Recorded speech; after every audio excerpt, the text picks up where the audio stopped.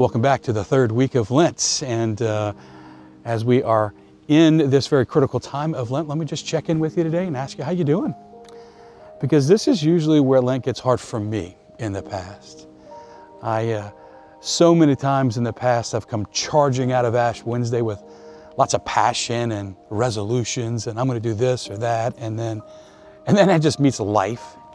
And then I miss a day here, or I struggle with fasting there.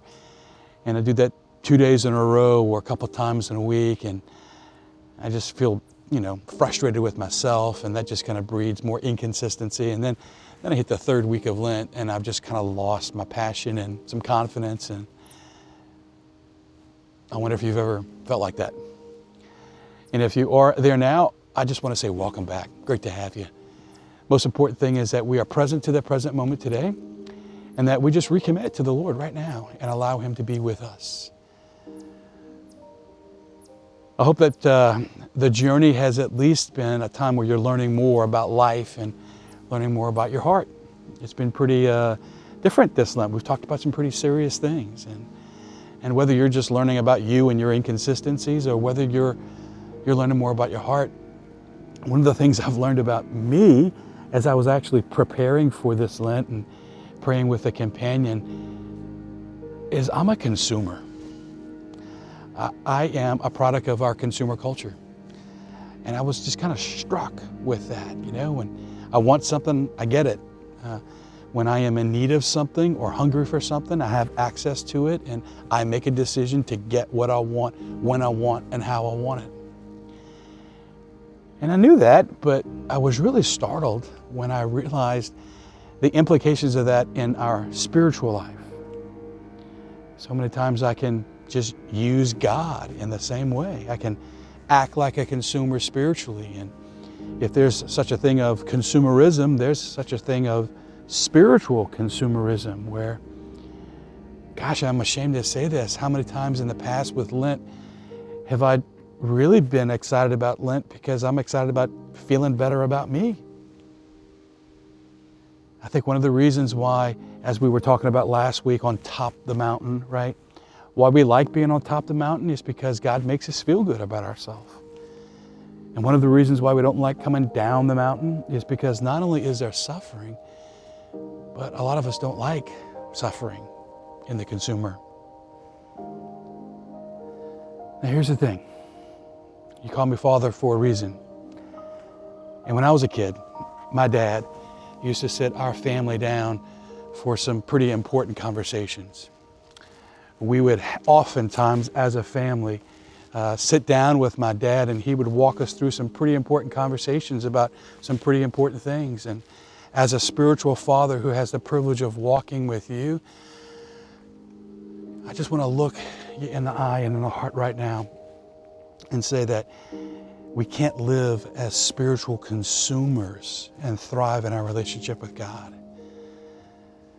If not, this is what's going to happen whenever we suffer, whether it's when we come face to face with the hardness of life, or whenever we come face to face with our own sin. What will happen is we will consume, we'll grab something to make us feel better.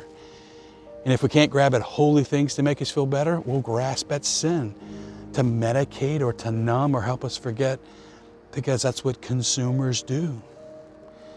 The posture of a consumer is that we are the center of our life.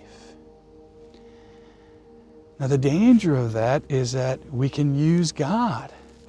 The danger of that is that there's all this pressure on us to provide for ourselves, and we become narcissistic, we become self-centered. And the antidote for that, instead of consuming, is receiving.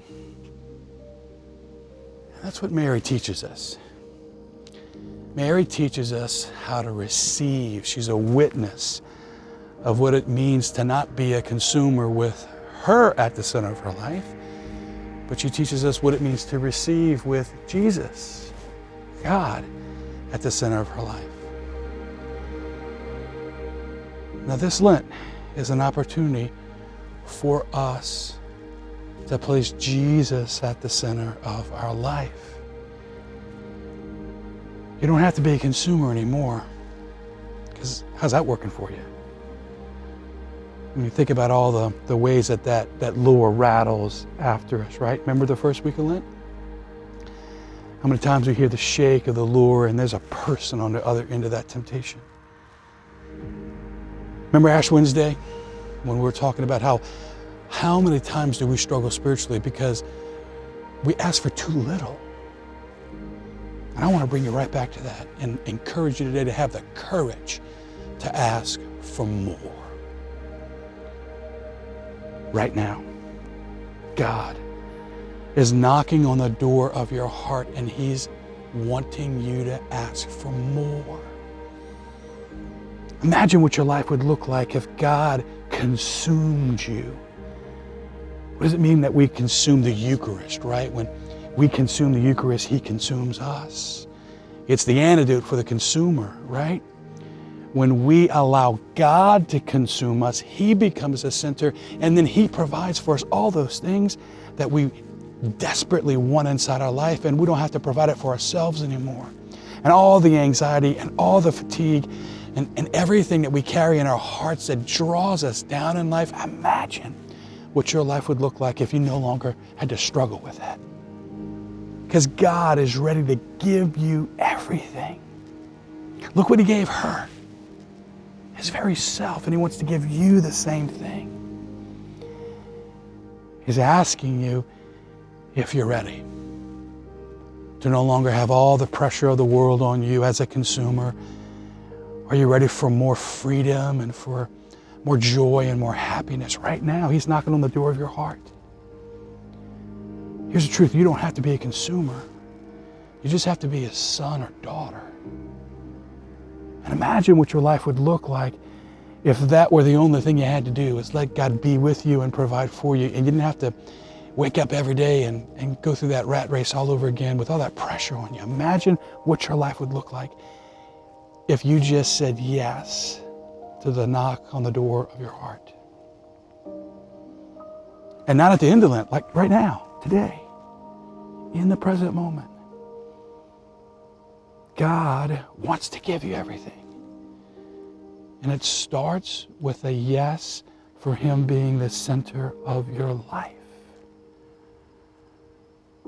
Are you ready today for Jesus Christ to consume you and to be the center of your life? God bless you.